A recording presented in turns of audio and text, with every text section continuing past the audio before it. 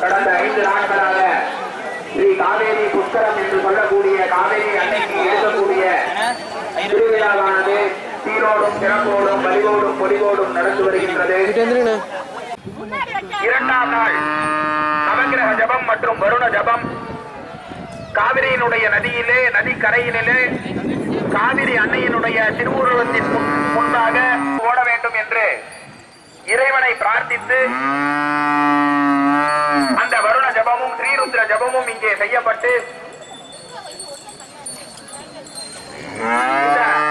ஒவ்வொரு நாளும் ஒவ்வொரு விசேஷமான ஜபங்கள் மற்றும்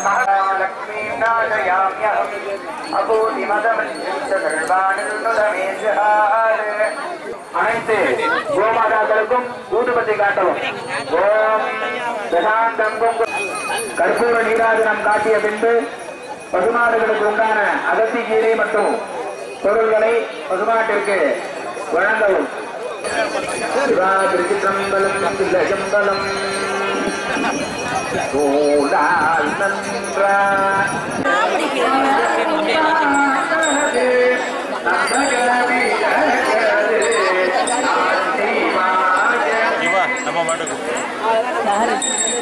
அனைத்து பொதுமக்களும் அந்த பசுமாடு